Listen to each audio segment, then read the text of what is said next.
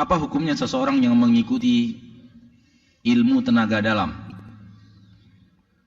Di dalam pengamalan praktek tenaga dalam tersebut memakai ayat-ayat Al-Quran. Kalau yang dimaksud ilmu tenaga dalam adalah apa yang kita fahami dengan cara memukul dari jarak jauh, orang kemudian mental, kemudian meninju dari jarak jauh, kemudian orang muntah-muntah.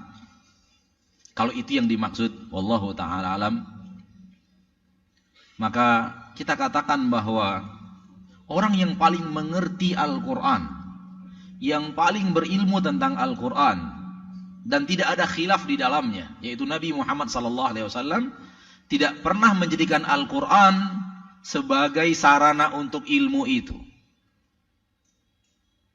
Tidak pernah menjadikan Al-Quran sebagai sarana untuk ilmu tenaga dalam. Lihatlah ketika beliau berperang dan sahabat-sahabatnya yang Allah katakan di dalam Al-Quran, radhiyallahu anhum wa radu'an. Tak seorang pun di antara mereka yang hafiz Al-Quran itu yang memakai ayat Al-Quran untuk ilmu tenaga dalam. Bahkan asal usul kenapa Al-Quran itu dimintakan oleh Umar radhiyallahu anhu kepada Abu Bakar untuk dikumpulkan, karena banyaknya penghafal-penghafal Al-Quran yang gugur di medan jihad. Kalaulah ayat-ayat itu seperti yang difahami oleh orang ini dengan tenaga dalamnya, tentu mereka yang lebih dahulu tahu ilmu tenaga dalam itu. Tinggal begini saja kan, pasukan Quraisy nggak ada yang bisa mendekat. Tapi nggak ada. Mereka berhadapan. Berhadapan fisik, pedang dengan pedang. Tombak, anak panah.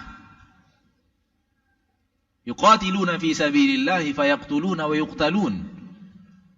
Mereka berjuang di jalan Allah tabaraka wa taala, mereka terbunuh atau mereka membunuh atau terbunuh. Dan itu penghafal-penghafal Al-Qur'an. Dan Nabi kita tercinta sallallahu alaihi wasallam juga cedera. Gigi beliau rontok.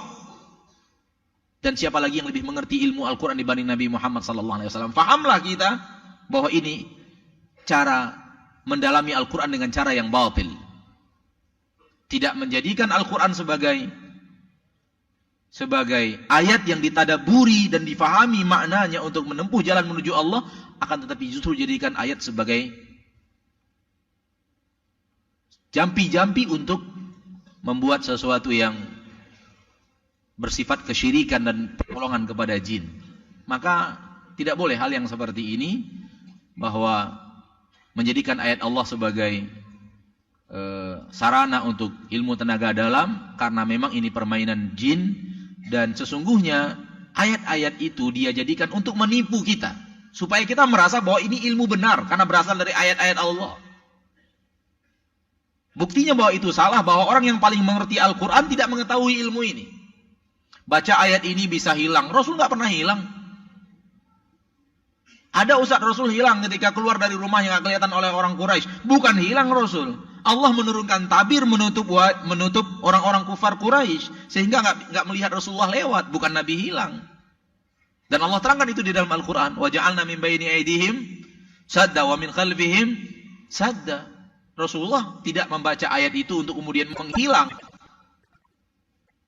Maka tidak boleh menjadikan Al-Quran sebagai jampi dengan cara yang seperti ini. Wallahu ta'ala